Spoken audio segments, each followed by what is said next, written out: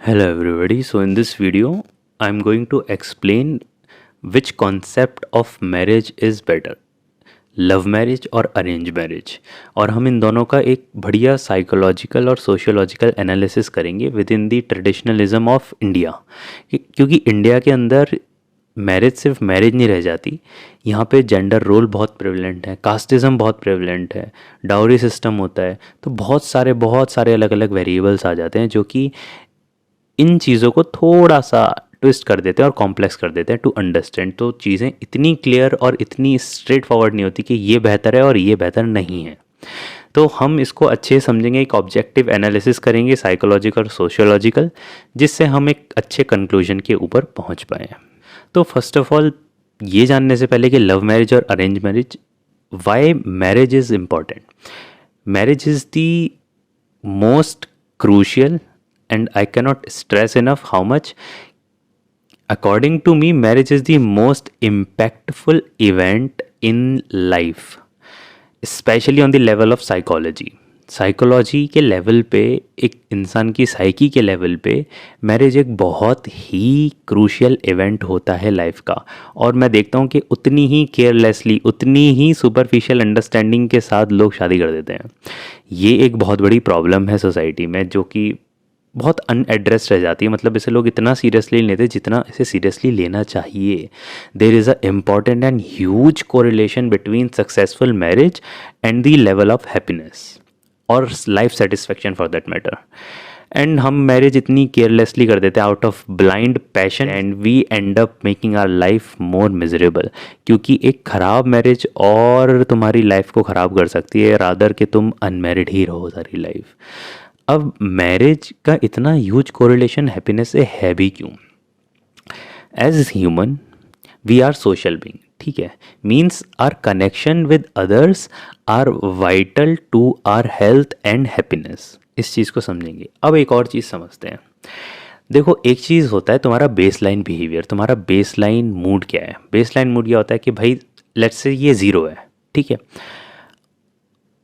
वो मूड जहाँ पे कुछ हैपनिंग नहीं हो रहा, ना कुछ नेगेटिव ना कुछ पॉजिटिव, ना कुछ हैप्पी ना कुछ सैड, ना कुछ जॉय ना कोई सॉरो। मतलब ऐसा नहीं हो रहा कि कुछ इवेंट हो रहा है जो कि बहुत खुश कर सकता है, ना कोई ऐसा इवेंट हो रहा है जो कि बहुत दुखी कर सकता है। तो वो general day to day life की जो साइकी होती है तुम्हारी, उसको हम बोलते हैं बेसलाइन। तो अब लेट्स से कि आपने एक बहुत बढ़िया कार खरीद ली भाई, तो बेसलाइन से तुम्हारी हैप्पीनेस उठ के आ गई लेट्स से 6 पर, ठीक है। 0 से 6 पे आ गया, तुम 6 पॉइंट खुश हो। होता क्या है कि 1-2 साल बाद वो खुशी, वो हैप्पीनेस 6 से फिर दोबारा आ जाती है 0 के ऊपर, ठीक है। मतलब कि बाउंस बैक करती है, दोबारा तुम बेसलाइन बिहेवियर पे आ जाते हो। इस वजह से तुम देखते हो कि तुम एक नया फ़ोन लेते हो, पिज़्ज़ा खाते हो, तुम एक नया घर लेते हो, तुम कार लेते हो। मतलब कि जितनी भी तुम हेडोनिस्टिक और मटेरियलिस्टिक चीज़ें लेते हो, तुम हैप्पीनेस अटेन तो करते हो, लेकिन दोबारा अपनी बेसलाइन पे वापस आ जाते हो। वही दोबारा, अगर लाइफ मिजरेबल है, ओवर थिंकिंग करते हो, ख़राब लगता है, टॉक्सिक लगता है, डिप्रेस्ड हो, वही चीज़ें दोबारा लौट के आ जाएंगी। इसलिए होता क्या है कि लोग, बहुत से लोग इम्पल्सिव शॉपिंग करते हैं। वो किस लिए करते हैं कि अपनी बेसलाइन को थोड़ा सा उठाते हैं, बट वो फिर दोबारा बाउंस बैक कर जाती है, फिर दोबारा उठाते हैं, फिर दोबारा बाउंस बैक कर जाती है। ये अब मैरिज में क्या सीन है कि ये देखा गया है कि आफ्टर मैरिज बेसलाइन से ऊपर तुम्हारा हैप्पीनेस क्वोशेंट जाता तो है, लेकिन वापस नहीं आता। अगर मैरिज, ऑब्वियसली अगर मैरिज हैप्पी है और सक्सेसफुल है, ठीक है। अगर मैरिज ख़राब है तो भाई बहुत ही ख़राब है। तो ये बहुत जेन्युइन बात है, अगर तुम इस चीज़ को समझ जाओगे तो बहुत इंपॉर्टेंट है। And because relationship is responsible for our greatest joy, they are also responsible for the most painful sorrow.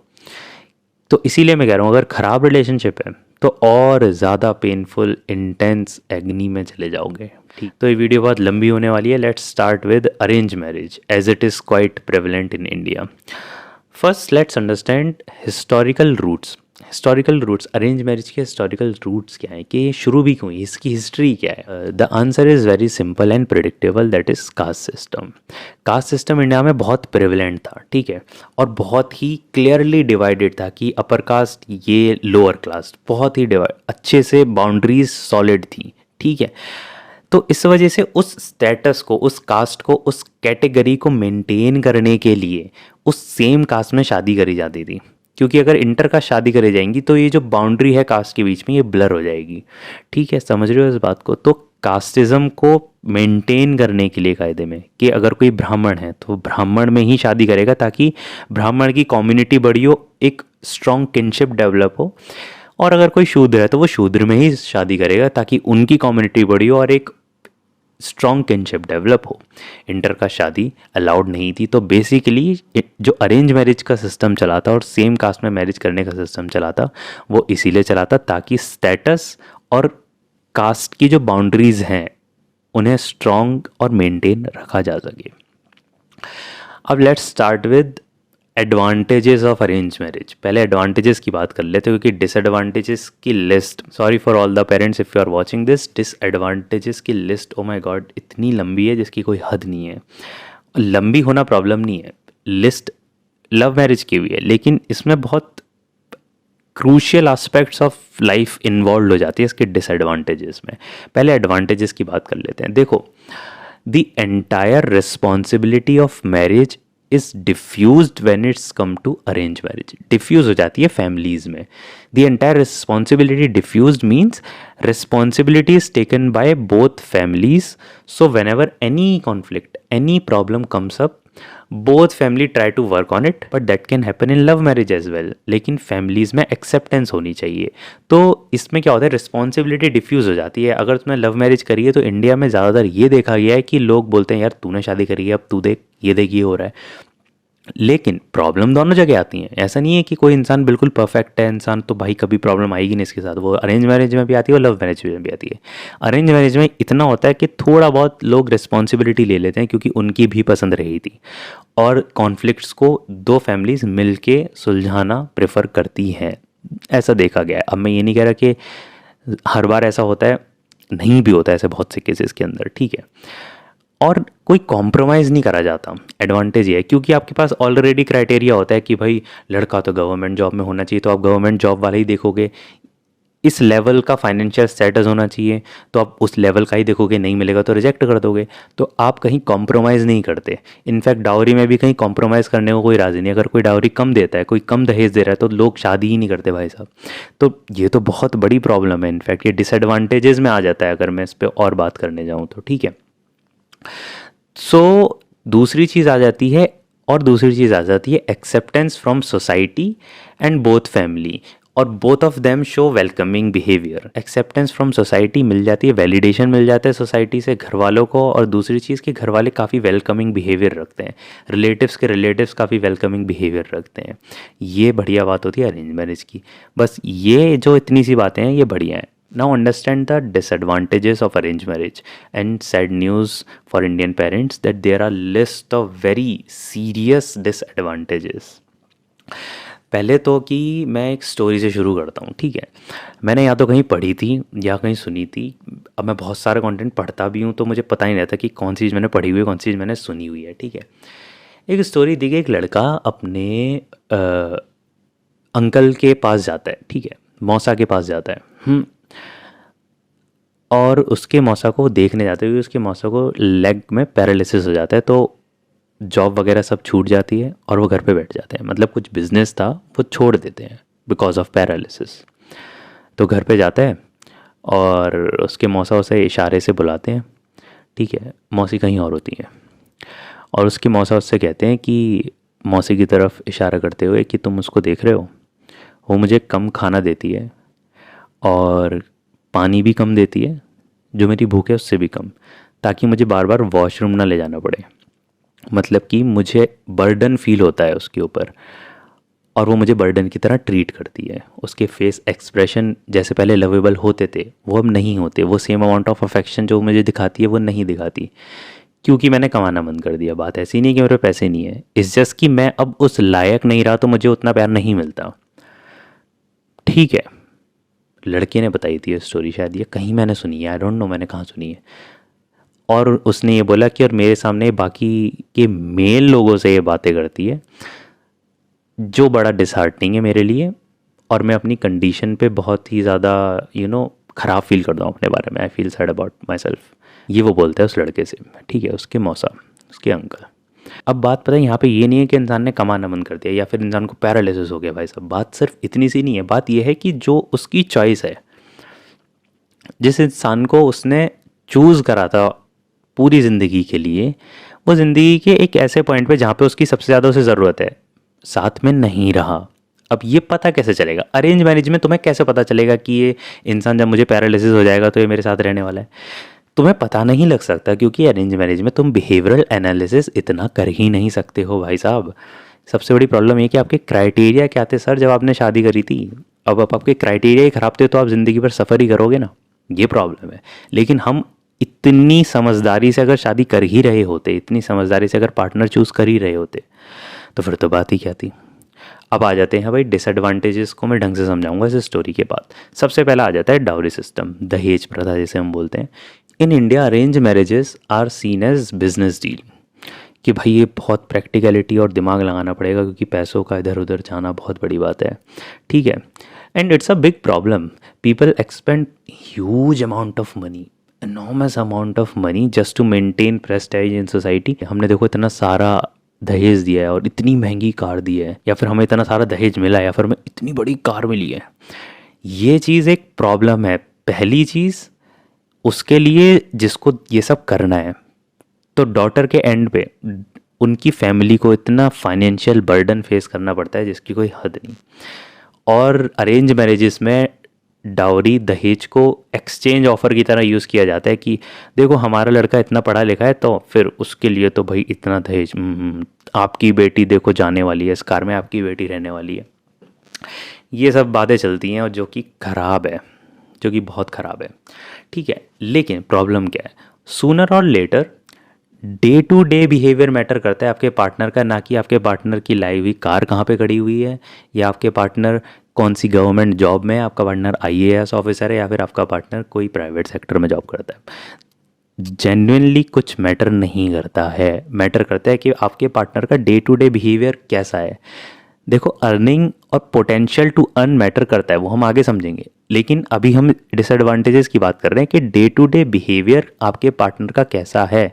कि प्रैक्टिकलिटी मैं सिंपली हटा देता हूँ कि अरे उम्र निकली जा रही है, चलो शादी कर लेते हैं, सेम कास्ट का है, ऐसे कास्ट के तो फिर इसमें तो मिलने नहीं वाले, ठीक है। फाइनेंशियल स्टेटस देखो ये है, जॉब ये है, ऑब्जर्वेबल बिहेवियर की अच्छे से सबसे बात कर रहा है, आप करके बात कर रहा है, एक basic human to human respect दे रहा है, बस ग्रेट, और क्या चाहिए। ये है प्रैक्टिकल अप्रोच कि हाँ ये देख लेते हैं। लेकिन सूनर और लेटर होता क्या है कि इस प्रैक्टिकल अप्रोच पे ना तुम्हारी इंसान का कोर बिहेवियर है कैसा, जो कि एक बार या दो बार या इनफैक्ट 10 बार मिलने पे नहीं मालूम पड़ता, वो वाला बिहेवियर डोमिनेट कर जाता है। So most of the time decision of arrange marriage are based on particular reason, कि कितनी दूर रहता है, कितना कमा लेता है इंसान, उसके बिहेवियर कैसे हैं, फिजिकल कैरेक्टरिस्टिक्स कैसे हैं, कितनी सुंदर लड़की है, उसका ड्रेसिंग सेंस क्या है। इन सब चीज़ों पे हम अपनी शादी का डिसीज़न बेस करते हैं। और सोसाइटी में कितना हमें प्रेस्टाइज मिलेगा, सोसाइटी में लोग क्या बोलेंगे, अरे वाह कितनी बढ़िया शादी करी है, अरे वाह यहाँ पे तो उन्होंने ये करा है, इनको ऐसा लड़का मिला है, इनको ये डाउरी मिला है। ये सब ध्यान में रखते हुए इंसान शादी करता है, जिसको वो सो कॉल्ड बिजनेस डील या प्रैक्टिकलिटी बोलता है, नीड ऑफ द अर्थ समझ के शादी करता है।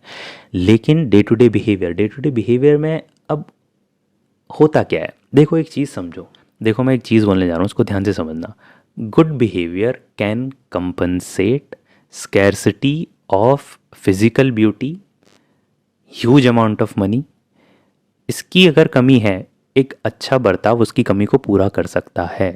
But physical appearance, materialistic possessions can never compensate bad behaviour. कभी भी बहुत सारा पैसा और बहुत खूबसूरत शक्ल एक खराब बर्ताव को कंपनसेट, खराब बर्ताव की जगह नहीं भर सकती है। तो डे टू डे लाइफ में आपका बिहेवियर बहुत मायने रखता है। और होता है क्या, जब आप अरेंज मैरिज का एनालिसिस करने जाते हो, you do not know their behavioural aspect, you can never know their behavioural aspect so easily. यार इतना इजी होता तो फिर बात ही क्या थी, कि how they treat their Elder one, वो अपने से बड़ों को कैसे ट्रीट करते हैं, उनको उनका लड़कों को देखने का तरीका क्या है, उनका लड़कियों को देखने का तरीका क्या है, उनकी सोच कैसी है, छोटी छोटी चीज़ों को लेके उनकी सोच कैसी है, उनको गुस्सा आता है तो वो क्या करते हैं, उनको फ्रस्ट्रेशन आती है तो वो क्या करते हैं, उनका कॉन्फ्लिक्ट रेजोल्यूशन क्या है, अगर कोई प्रॉब्लम आती है तो क्या करता है। ऐसा तो नहीं है कि वो अपने इमोशंस ही नहीं हैंडल कर पाते, ऐसा तो नहीं है कि जब उन्हें गुस्सा आता है तो वो चीज़ें तोड़ने लगता है। भाई अब तुम अरेंज मैरिज करने जाओगे तो तुम ये तो पूछेंगे नहीं चलो अब फटाफट से गुस्सा करके दिखाओ, हाँ भाई चलो दिखाओ कैसे तुम फ्रस्ट्रेट होते हो, मेरे को दिखाओ। देखो डे टू डे लाइफ में अगर तुम किसी के साथ पूरी लाइफ बिताने जा रहे हो, ये चीज़ें मैटर करती हैं, ये चीज़ें मैटर करती हैं। पैसे तो तुम कमा लोगे भाई, तुम कमा लोगे, वो कमा लेगी, ठीक है, फ़र्क नहीं पड़ता। कार तुम ले लोगे, वो ले लेगी, फ़र्क नहीं पड़ता। लेकिन बिहेवियर चेंज नहीं हो पाता जो सालों में 20-30 सालों में जाके बनता है, वो बहुत प्रॉब्लमेटिक है। कंपैटिबिलिटी नहीं है, बहुत प्रॉब्लमेटिक है। ये लगता है ऐसा कि हाँ हाँ ये तो हो जाएगा, हम इसको लेके बहुत ही लाइटली लेते हैं चीज़ें, बट ये बहुत मुश्किल है। क्या वो जेन्युइनली आपके पेरेंट्स को रिस्पेक्ट करते हैं? लड़का आपके पेरेंट्स को रिस्पेक्ट करता है? वो कैसे बात करता है आपके पेरेंट्स के बारे में? आफ्टर मैरिज पता चलेगा ना वो तो। क्या आप उनके पेरेंट्स को रिस्पेक्ट करते हो? क्या लड़की आपके पेरेंट्स के को रिस्पेक्ट देती है, रिस्पेक्टफुली बात करती है? एक दिन मान के चलो आपकी वाइफ आपके लिए खाना बना के लेकर आई, उसमें नमक ज़्यादा हो गया, कैसे रिएक्ट करने वाला है लड़का? कहीं फेंक तो नहीं देगा चीज़ें, चिल्ला तो नहीं देगा, या तुम्हें अब्यूज़ तो नहीं करने लगेगा, गाली तो नहीं देने लगेगा? ये चीज़ें मायने रखती हैं कि इंसान को गुस्सा आता है, इंसान इमोशनली चार्ज हो रहा है, फिर वो कैसे रिएक्ट करता है। ये बिहेवियर बताया किसी ने? कोई बता ही नहीं रहे वाला। जब कोई प्रॉब्लम आ जाती है रिलेशनशिप में तो वो कैसे डील करता है? कहीं वो अवॉइड तो नहीं करने लगता प्रॉब्लम को, अपना पॉइंट ऑफ व्यू रखता है या तुम्हारा भी सुनता है? ये छोटी छोटी चीज़ें ना तुम्हारे लॉन्ग रन में मैरिज को सक्सेसफुल और अनसक्सेसफुल डिसाइड करती हैं, हुई या नहीं हुई, हैप्पी है या अनहैप्पी है, सेटिस्फाइड कितने हो, ये चीज़ें मायने रखती हैं। क्योंकि लॉन्ग रन में मैटर सोसाइटी में अंकल ने उस दिन क्या बोला था शादी में, कितना अच्छा लड़का है, वो मैटर नहीं करने वाला। मैटर ये करने वाला है कि लड़का कैसे ट्रीट करता है तुम्हें, लड़की तुम्हें कैसे ट्रीट करती है, कैसे सोचती है, तुम्हें कितनी रिस्पेक्ट देती है, म्यूचुअल रिस्पेक्ट कितनी है रिलेशनशिप के अंदर। ये सब कैसे देखोगे? ये सब यार साल 2 साल में रह के पता चलता है किसी के साथ। इसलिए अगर आप देखोगे कि रिलेशनशिप के बाद 1-1.5-2 साल बाद ब्रेकअप क्यों हो जाते हैं, उन्हें पता लग जाता है कि वी आर नॉट कंपेटेबल। लेकिन अरेंज मैरिज में भाई सब डाइवोर्स नहीं करने पे आ रहे लोग, इतनी आसानी से डाइवोर्स होता ही नहीं अरेंज मैरिज में। मतलब कि तुमने पसंद करा और एक बार में बढ़िया लड़का, वाह ऐसा कैसे हो सकता है? और तुम पता कैसे करोगे ये सब चीज़ें? ये सब चीज़ें तो पता ही तब लगती हैं जब तुम बात करो इंसान से, 1.5-2 साल बात करो, तब तुम्हें पता लगेगा कि अच्छा यार ये तो मैंने एक दिन इसे अपने पापा के बारे में बताया और उसने पापा के बारे में ऐसा कमेंट कर दिया, ये लड़का सही नहीं लगता मुझे। या फिर मैंने ऐसे यार अपनी मम्मी पापा के बारे में एक बात बताई, घर में कुछ बात हो गई थी, मैंने इसके साथ शेयर करी, बट इस लड़की ने तो इग्नोर कर दिया, या फिर इसे फ़र्क नहीं पड़ता। तो ये चीज़ें मायने रखती हैं और ये चीज़ें डिसाइड करती हैं कि आप कैसे इंसान को अपनी लाइफ में लेकर आने वाले हो, ठीक है। और डिसएडवांटेजेस क्या होते हैं? देखो एक बहुत इंटरेस्टिंग एस्पेक्ट बताता हूँ। क्योंकि अरेंज मैरिज पूरी फैमिली मिलकर डिसाइड करती है, तो अरेंज मैरिज में अगर कुछ खराब होता है तो पता है क्या होता है कि सारी फैमिली उस खराब बात को लेके इग्नोरेंट हो जाती है। क्योंकि अगर उस बात को एक्नॉलेज कर देंगे तो उनको अपनी चॉइस को एक्नॉलेज करना पड़ेगा कि चॉइस तो हमारी है, तो वो और अरे अरे कंसोलेशन सा देने लगेंगे कि नहीं नहीं नहीं भाई ऐसे ही होता है, नॉर्मलाइज करने लगेंगे उस चीज़ को। भले ही कोई चीज़ ख़राब हो तो उसे जस्टिफाई करने लगेंगे कि बिहेवियर तो ख़राब होगा ही ना भाई, अब ऐसे करोगे तो ये करोगे तो वो करोगे तो। ये चीज़ को एक्सेप्ट नहीं करेंगे कि जो हमारी चॉइस है एक्चुअली में वो ख़राब है। तो आप देखोगे कि अरेंज मैरिजेस में अगर बहुत ह्यूज कोई ऐसे कन्फ्लिक्ट्स होते हैं या ख़राब बिहेवियर देखा जाता है, सडनली लोग इग्नोरेंट हो जाएंगे, सामने कोई कुछ नहीं बोलने वाला, लेकिन पीठ पीछे लोग बोलेंगे कितना ख़राब है, वो कैसी है, वो कैसा है, वो तो ऐसे बात करती है, वो ऐसे बात करता है। ये सारी चीज़ें लड़के या लड़की के सामने जिनकी शादी उनके सामने बोली नहीं जाएगी कि ओके हमें पता है कि तुम्हारी मैरिज बहुत ख़राब हो गई है, पर हम लोग इसको अपने आप को भी नहीं बताएंगे। क्योंकि अगर हम अपने आप को बता देंगे तो हम यहाँ कायदे में ये बोल देंगे कि तुम्हारी मैरिज जो है वो बहुत ख़राब डिसीज़न था जो कि हमारा ही था। तो usually ignorance of family which is so funny and which is so sad as well कि कितना ख़राब है ये।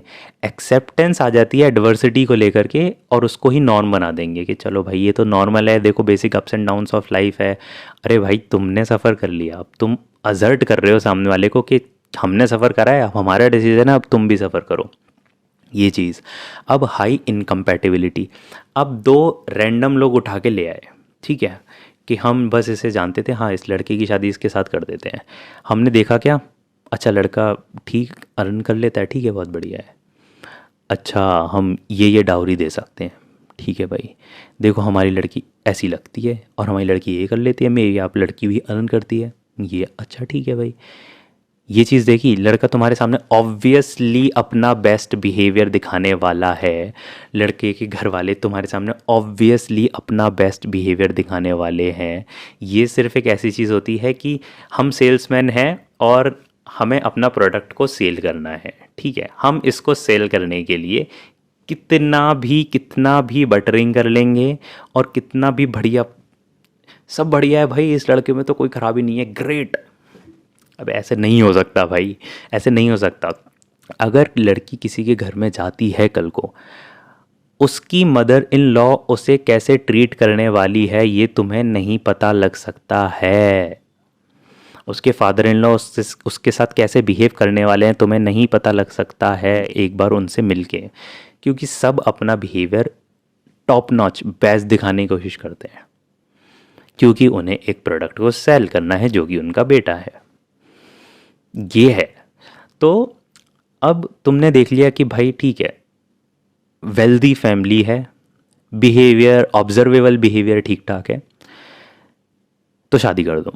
बट एक और प्रॉब्लम है, देखो ये दोनों लोग कल को पेरेंट बनने वाले हैं। तुम इंटेंसिटी नहीं समझ रहे सिचुएशन की कि तुम क्या डिसीजन लेने जा रहे हो। ये दोनों कल को एक बेबी करेंगे, एक लाइफ को एग्जिस्टेंस में लेकर आएंगे, फिर उसे पालेंगे और उसकी पेरेंटिंग भी ये दोनों करने वाले हैं।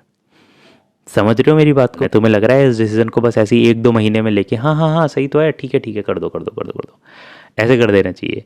तुम जनरेशन टू जनरेशन खराब कर देते हो सिर्फ एक खराब डिसीजन की वजह से, एक गलत मैरिज की वजह से। इंसान की साइकोलॉजी तो गई, लेकिन पूरी एक न्यू लाइफ लेकर आए और वो भी खराब कर दी भाई साहब। देखो इससे फ़र्क नहीं पड़ता कि पेरेंट्स कितने महंगे स्कूल में पढ़ा पा रहे हैं बच्चे को, फ़र्क इससे पड़ता है कि जब बच्चा किसी सब्जेक्ट में फेल होकर घर पर आता है ना, तो डैड कैसे रिएक्ट करते हैं, मॉम कैसे कंसोल करती हैं। फ़र्क इससे नहीं पड़ता कि डैड कितनी महंगी घड़ी पहनते हैं अपने हाथ में 1-1.5 लाख की, फ़र्क इससे पड़ता है कि क्या वो टाइम की वैल्यू करते हैं, क्या वो टाइम की वैल्यू अपने बच्चों को सिखा सकते हैं। फ़र्क इससे नहीं पड़ता कि इंसान कितने बढ़िया कपड़े पहनता है, कितने महंगे कपड़े पहनता है, वो की तो सिर्फ ब्रांड पहनते हैं भाई, हमारी लड़की तो उनके घर में जाएगी या उनकी लड़की देखो क्या ब्रांडेड कपड़े पहनी है, काफ़ी अच्छी चॉइस है, हमारा लड़का तो इससे शादी करेगा। फ़र्क इससे पड़ता है कि इंसानों को वो कैसे देखते हैं, ये चीज़ मैटर करती है ना। फ़र्क इस चीज़ से पड़ता है कि क्या जब इनके बेबी होगा और वो रोएगा, क्या वो ब्रीस्ट फीड करा पाएगी, उनको ये तो नहीं लगेगा कि अरे यार ये फिर से रोने लगा यार, मारा पीटी करने लगी, अब्यूज़ करने लगी उसको फिर, क्योंकि उनका कॉन्फ्लिक्ट रेजोल्यूशन का तरीका ही यही है। तो वो तुम्हें पता ही नहीं था भाई साहब पहले कि अच्छा ये है, अच्छा ये तो ब्लेम कर देती हैं सबको, अच्छा भाई साहब ठीक है।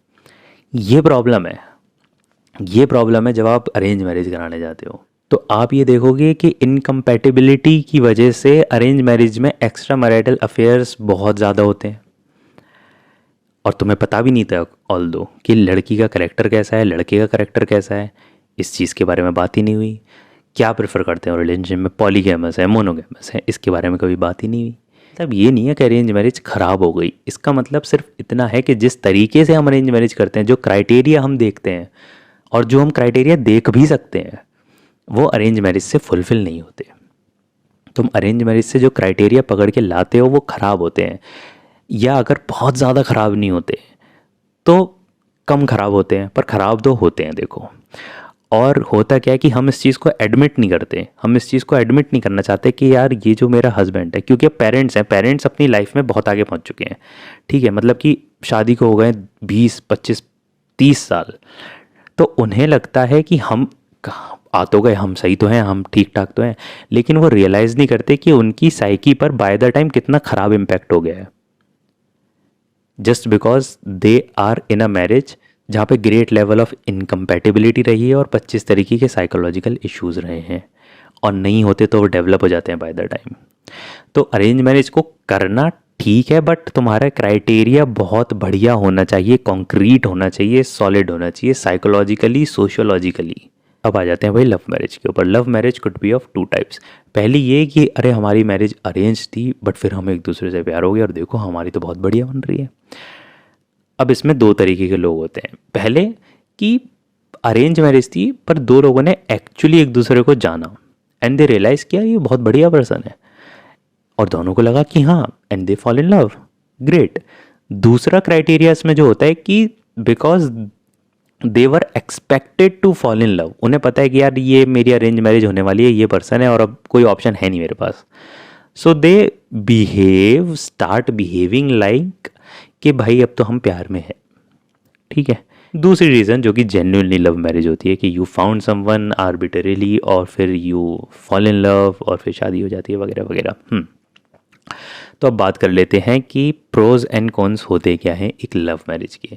Let's talk about first of all advantages of love marriage. जैसा कि मैंने एडवांटेजेस ऑफ अरेंज मैरिज की बात करी थी, पहला एडवांटेज ये होता है कि फाइनेंशियल बर्डन दोनों साइड पे बहुत कम देखा गया है। Financial worries are less comparatively arrange marriage के कंपैरिजन में अगर हम बात करें, which is a major problem of arrange marriage because it happen with a list of terms and conditions and expectations कि आपको ये शादी में करना है, कर पाओगे आप, ये दे पाओगे आप, ये कर पाओगे आप, हमारे रिलेटिव्स के साथ वो कर पाओगे। ये सब चीज़ें बहुत सारी टर्म्स एंड कंडीशंस इंक्लूडेड होती हैं अरेंज मैरिज में as compare to love marriage. अब ये नहीं कह रहा कि लव मैरिज में हो ही नहीं सकती, बट जनरली ये देखा जाता है। दूसरा point, there is a high chance of compatibility which is above everything. दो लोग हाईली कंपैटिबल हैं क्योंकि वो अपने साथ एक दूसरे के साथ इनफ टाइम स्पेंड कर चुके हैं। और ये सबसे ज़्यादा इम्पॉर्टेंट चीज़ होती है कि तुम इंसान को बहुत डीपली उसका पास्ट, उसका प्रेजेंट, उसका फ्यूचर एस्पेक्ट कि उसके ड्रीम्स क्या हैं सब बहुत अच्छे से जानते हो। How they think about gender roles, वो अब ये एक और चीज़ बहुत इंटरेस्टिंग देखी गई है। अगर आप लव मैरिज में देखोगे तो जेंडर रोल बहुत फ्लेक्सिबल होते हैं कि लड़का भी किचन संभाल लेगा, कोई प्रॉब्लम नहीं होगी उसको, और लड़की अगर काम करना चाहती है तो अलाउ कर देंगे, कोई प्रॉब्लम नहीं होगी। लेकिन जनरली ये देखा जाता है कि अरेंज मैरिजेस में जेंडर रोल्स बहुत ही स्ट्रिक्ट होते हैं कि नहीं नहीं नहीं, लड़की तो भाई हाउस होल्ड ही संभालेगी, नहीं नहीं लड़का तो ये बाहर का काम ही करेगा, हम लड़की को बाहर नहीं जाने देंगे बिकॉज हमारे कुछ रेपुटेशन के इश्यूज आ जाते हैं। ये चीज़ तो जेंडर रोल की फ्लेक्सिबिलिटी बहुत आ जाती है। दूसरी चीज़ कि मैरिज से पहले आपके पास एंटायर डेटा होता है उनकी पर्सनैलिटी का, उनके बिहेवियर का, how they handle situations, conflicts, how you handle them. इस चीज़ की पूरी इन्फॉर्मेशन तुम्हारे पास होती है कि कल को अगर ये पर्सन फादर बनता है तो कैसा फादर बनेगा तुम्हें पता है, कि कल को अगर ये पर्सन किसी की मॉम बनती है तो तुम्हें पता है ये कैसी मॉम होने वाली है। You both know each others parents, तुम अपने एक दूसरे के माँ बाप को भी जानते हो और तुम्हें पता होता है कि what can I expect from them, तुम उनसे कैसा बिहेवियर एक्सपेक्ट कर सकते हो। अगर लड़की किसी घर पे जा रही होती है तो उसे ऑलरेडी पता होता है कि उसकी मदर इन लॉ की एक्सपेक्टेशन उससे क्या होने वाली है and how to behave in that household. उसे पहले से ही पता होता है उसकी फादर इन लॉ की एक्सपेक्टेशन और बिहेवियर कैसा होने वाला है and how to behave accordingly. और there is a high probability कि वो उस चीज़ को एक्सेप्ट करती है, तभी वो लव मैरिज का डिसीजन ले रहे हैं। और वर्सेस अरेंज मैरिज में तुम्हें पता ही नहीं होता भाई कि घर में घर के लोगों का बिहेवियर टुवर्ड्स यू कैसा होने वाला है। अच्छा भी हो सकता है, बुरा भी हो सकता है, बट ना पता होना एज अ प्रॉब्लम, क्योंकि एक बार हो गया उसको अंडू करना एक अलग प्रॉब्लमेटिक सिचुएशन है। डाइवोर्स और फिर रीमैरिज एक अलग पंगा है इंडिया के अंदर, ठीक है। दूसरा, तुम्हें इमोशनली चार्ज सिचुएशन के बिहेवियरल एस्पेक्ट्स पता होता है कि ये इंसान गुस्सा कैसे करता है, ये इंसान फ्रस्ट्रेट किस बात पे होता है और कैसे होता है और क्या करता है, इस इंसान में पैसे वगैरह तो नहीं है, इस इंसान के अंदर कॉन्फ्लिक्ट रेजोल्यूशन की स्ट्रेटजीज क्या है, कैसे रिजॉल्व करता है कॉन्फ्लिक्ट्स को, कहीं ये तो नहीं करता कि अवॉइड करने लगा, इग्नोर करने लगा। ये सब बातें तुम्हें ऑलरेडी बहुत अच्छे से पता होती हैं, विच is a great aspect of love marriage. अब लव मैरिज के कुछ ड्रॉबैक्स और कुछ डिसएडवांटेजेस समझ लेते हैं। देखो, पहली चीज़, how emotionally mature you are. तुम्हें पता भी है कि ये लव है ही, क्या क्राइटेरिया है तुम्हें इस इंसान को पसंद करने का, क्योंकि ज़्यादातर लोग होते हैं जो 18 से 25 के अंदर होते हैं जो कि डिसाइड कर लेते हैं कि यार इस पर्सन से मैं शादी करने वाला हूँ, I am in love with him और हर। उस दौरान ज़्यादातर लोग इमोशनली मैच्योर नहीं होते हैं और इस चीज़ के ऊपर रिसर्चेस भी हैं, तुम जाके देख सकते हो। 25 ईयर तक तो ब्रेन ही अच्छे से डेवलप नहीं हुआ होता, तो इमोशनल मैच्योरिटी की तो बात ही छोड़ दो। बहुत ही small fraction of people are there जो कि इमोशनली मैच्योर होते हैं। अब तुम्हें लग रहा होगा कि तुम उस छोटे से ग्रुप ऑफ पीपल में लाई करते हो जो कि इमोशनली मैच्योर हैं, तो ये सबसे पहला साइन है इमोशनल इमेच्योरिटी का, कि तुम अपनी इमोशनल मैच्योरिटी को क्वेश्चन ही नहीं करते, थोड़ा स्केप्टिसिज्म ही नहीं लेकर आते कि यार मे बी मैं नहीं हो सकता इमोशनली मैच्योर, मे बी ये डिसीजन गलत भी हो सकता है। ठीक है, ये भी एक इमोशनल मैच्योरिटी का एस्पेक्ट है ना। तो तुम्हें एग्जैक्टली पता नहीं होता कि you are in love with them और नॉट। इससे होता क्या है कि जब शादी हो जाती है और तुम साथ रहने लगते हो, देन यू रियलाइज़ कि यार ये तो क्या हो गया भाई। दूसरी चीज़ के लव मैरिज में डाइवोर्स रेट बहुत हाई देखा गया है। अब उसका रीज़न क्या है ना, बहुत इंटरेस्टिंग रीज़न है, इसको ध्यान से समझना। देखो, 2-3 रीज़न है, पहले समझेंगे पहला रीज़न क्या है। पहला रीज़न ये है कि यार डाइवोर्स करना ना बहुत हद तक कल्चर के अगेंस्ट जाना होता है। अब अरेंज मैरिज में क्या होता है कि जो इंसान कल्चर के अगेंस्ट जाके लव मैरिज नहीं कर पाया वो डाइवोर्स कर लेगा? भाई कर ही नहीं पाएगा। उसने अरेंज मैरिज ही 25 लोगों के एग्रीमेंट पे करी है, 25 लोगों को अच्छा लगा एक इंसान, तब उसने बोला कि हाँ अब ये करनी चाहिए, तब उसने वो काम करा है। तो मुझे लगता है कि वो डाइवोर्स ऐसे ले लेगा? ले ही नहीं सकता। उसे लगेगा कि भाई किसकी सोसाइटी क्या बोलने वाली है, लोग क्या बोलेंगे, रीमैरिज में क्या करूँगा, कैसे होगी, ये वो। इस वजह से अरेंज मैरिज के अंदर देखोगे कि आप मैरिज डेड हो चुकी है, टॉक्सिक हो चुकी है, बट उसको खींचा चला जा रहा है। डेली लड़ाइयाँ होती है बट उसको खींचा चला जा रहा है। लव मैरिज के अंदर ये होता है कि ओके यू फिगर्ड आउट कि यार नहीं चल रहा, ठीक है मेरा डिसीजन था, मैं डाइवोर्स दे रहा हूँ, ये है। दूसरा रीज़न ये होता है कि being in a relationship, initially लोग रिलेशनशिप में होते हैं तो इंडिया में ज़्यादातर लिव इन का कॉन्सेप्ट इतना प्रेवलेंट नहीं है, तो ज़्यादातर लोग डिस्टेंस पे होते हैं, या फिर डिस्टेंस में भी नहीं भी होते तो साथ तो नहीं रह रहे होते। उससे होता क्या है कि साथ रहना और एक रिलेशनशिप में होना, जो कि एक जनरल आइडिया ऑफ रिलेशनशिप है इन इंडिया, बहुत एंटायरली डिफरेंट चीज़। कंपैटिबिलिटी इश्यूज सडनली आने लगेंगे ऐसे जब तुम देखोगे कि साथ रहने लगे। ठीक है, both of you were not aware of each others day to day habit क्या है, वो तुम्हें हो सकता है बॉदर करे। छोटी छोटी चीज़ें जो कभी एड्रेस ही नहीं हुई इन रिलेशनशिप, जब तुम साथ रहने लगो शादी में तो तुम्हें पता चले कि यार ये क्या कर रखा है, ये क्या नाटक है, और तुम कंपेटिबिलिटी, और तुम रियलाइज़ करो कि वी आर नॉट कंपेटेबल। तो एक ये भी रीज़न हो सकता है। दूसरा डिसएडवांटेज ये हो सकता है कि your partner could be highly damaging और toxic but you still want the same partner to marry with them. उसका रीज़न क्या होता है? पहला रीज़न ये होता है कि जो क्राइटेरिया तुमने चूज़ करा है, क्या वो ये तो नहीं है कि यार ये फिजिकली बहुत अट्रैक्टिव लगता है, क्या हाइट है, ठीक है इस वजह से कर रखा हो, या फिर इसके पास पैसे बहुत हैं भाई, यह बहुत सुंदर लगती है तो सिर्फ इस वजह से कर रखा हो, बाकी के एस्पेक्ट्स कितने टॉक्सिक हैं वो तो तुम झेले चले जा रहे हो, नार्सिसिस्ट है झेले जा रहे हो। ठीक है, या फिर हो सकता है sunk cost fallacy. Sunk cost fallacy मतलब कि क्योंकि मैं इस इंसान में बहुत सारे इमोशंस ऑलरेडी इन्वेस्ट कर चुका हूँ, इतना पैसा इतना टाइम दे चुका हूँ, तो यार अब तो मैं इसी से शादी करूँगा, मेरे फ्यूचर ड्रीम्स में इतने सारे बना चुका हूँ, तो अब मैं इसी से शादी करूँगा, नए पार्टनर को मैं नहीं ढूंढ रहा, अरेंज मैरिज में नहीं कर रहा। ठीक है, तीसरा ये हो सकता है कि you your self don't know what's the concept of healthy love, क्योंकि वो कभी तुम्हें मिला ही नहीं, तुम्हारा चाइल्डहुड ट्रॉमेटिक रहा था, तुम एक अनहेल्दी पार्टनर के साथ रिलेशनशिप में, और तुम देखते हो कि तुम्हारे साथ सारे पार्टनर मोर और लेस सेम होते हैं, क्योंकि तुम्हें कॉन्सेप्ट ऑफ लव क्या होता है ढंग का नया वो पता ही नहीं है, हेल्दी लव क्या होता है वो तुम्हें पता ही नहीं है।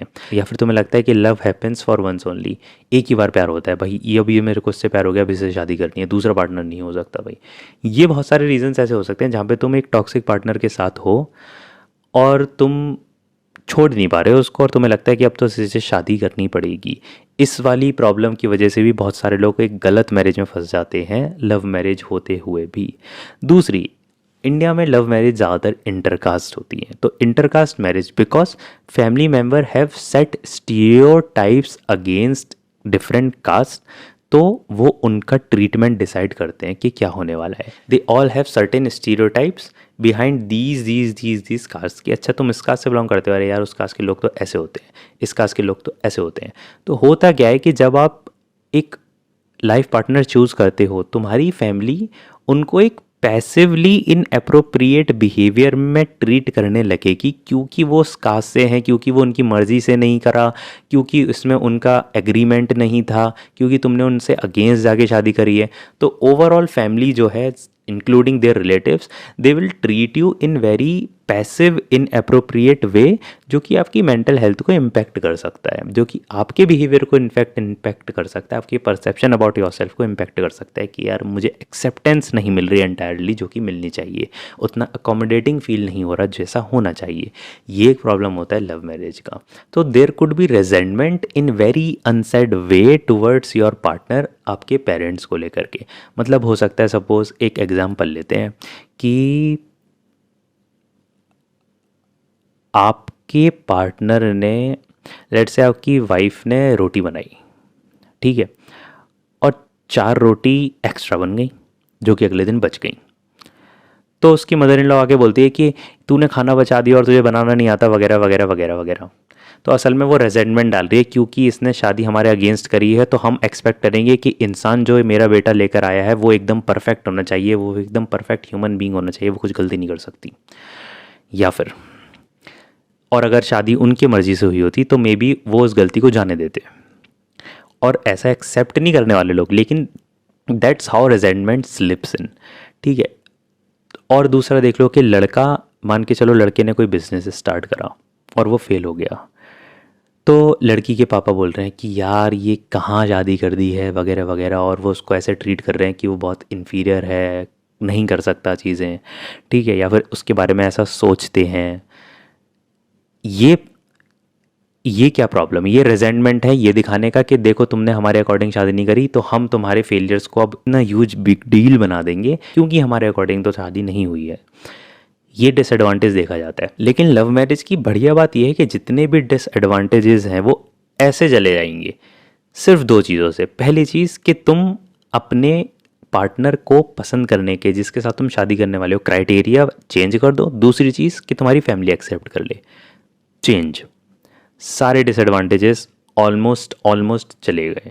अरेंज मैरिज की प्रॉब्लम ये है कि जो डिसएडवांटेजेस हैं उसमें वो इतने इंटेंस और इतने सीरियस और इतने अनचेंजेबल हैं कि बहुत मुश्किल हो जाती है वहाँ पे उसको तुम सोचो कि मैं इसे चेंज कर दूंगा, ये करना।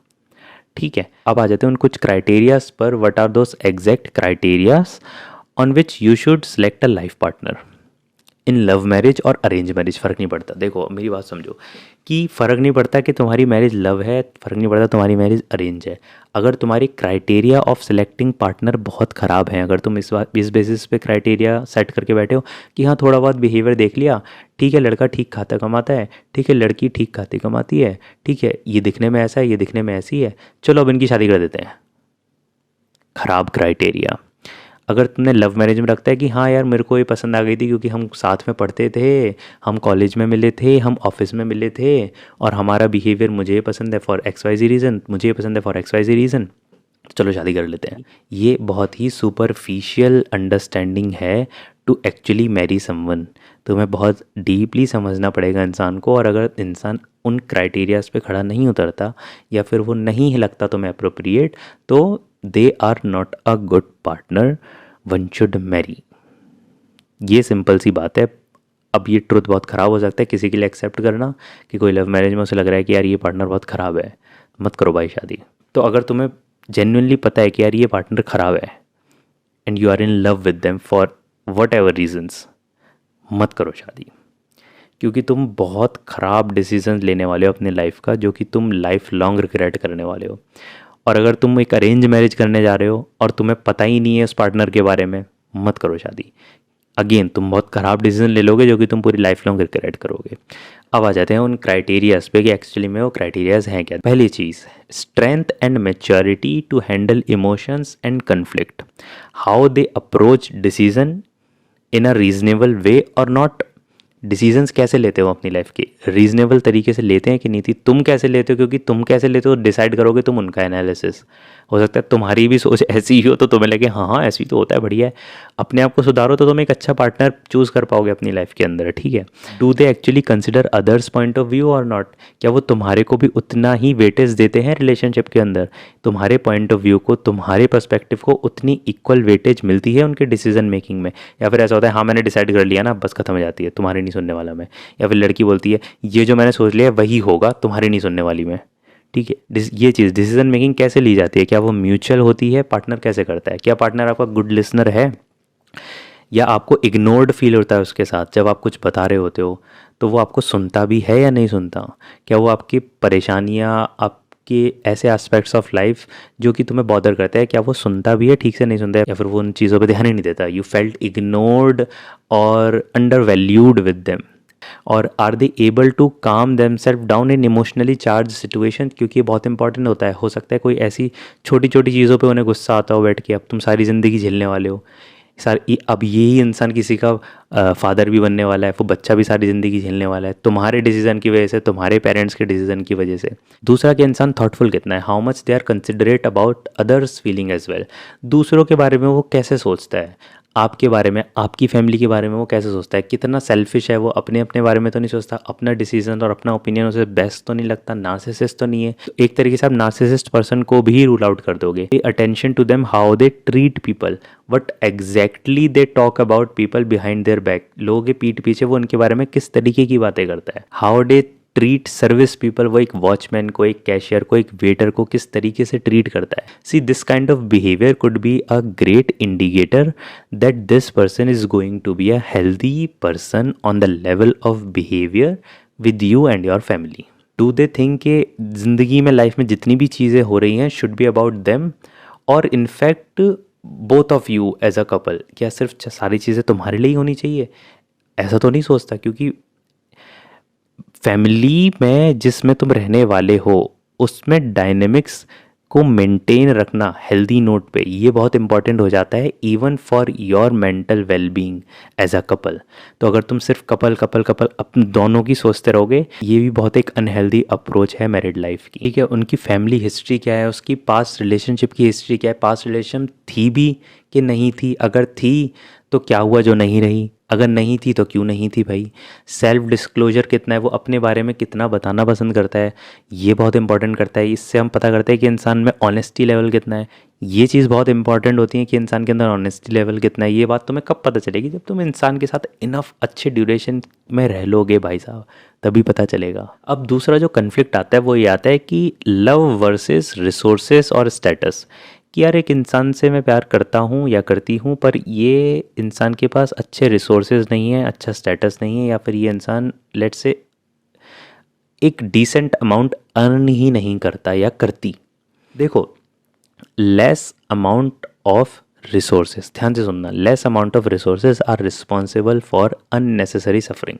अगर आपके पास गुड अमाउंट ऑफ रिसोर्सेज नहीं है, आप अननेसेसरी का सफ़र करने जा रहे हो, तो resources specially when it's come to marrying someone, they do matter a lot. पर मैं ये नहीं कह रहा कि रिसोर्सेज और पैसे होने से ही खुशी होती है, मैं ये नहीं कह रहा। हो सकता है प्यार से काम चले, तुम खुश रहो, बट तुम अननेसेसरी सफरिंग है उसको अवॉइड नहीं कर पाओगे क्योंकि आपके पास इनफ रिसोर्सेज नहीं है। बट रिसोर्सफुलनेस बहुत सारी चीज़ें बताती है, ये सिर्फ ये नहीं बताती कि इंसान के पास पैसा है, ये बताती है कि इंसान रिस्पॉन्सिबल है, ये इंसान कॉम्पिटेंट है, ये इंसान इंटेलिजेंट इनफ है, इस इंसान के अंदर सोशल इंटेलिजेंसी बहुत है।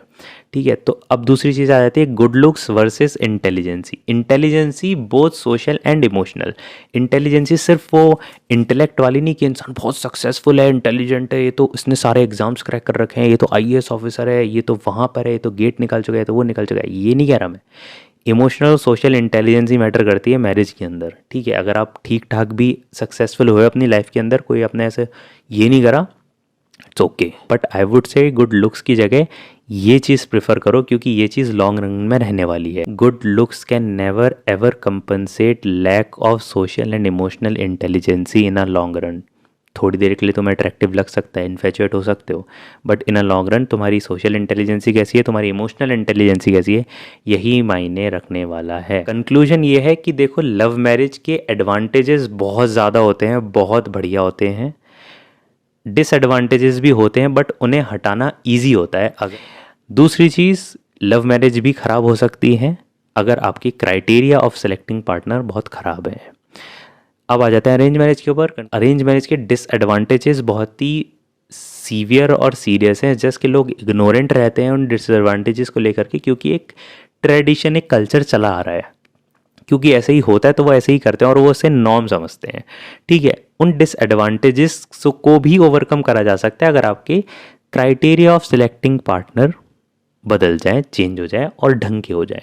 ठीक है, अदरवाइज एडवांटेजेस तो फिर एडवांटेजेस है। So that is it from my side. I hope तुम्हें समझ में आया होगा कि एक मैरिज में कितने सारे सोशियोलॉजिकल एंड साइकोलॉजिकल कंस्ट्रक्ट्स का इंटरप्ले होता है और कितनी कॉम्प्लेक्स चीज़ है और इसको कितना केयरफुली लेना चाहिए। So yeah, thank you so much for watching this video. If you like this kind of content, please consider subscribing this channel. Thank you.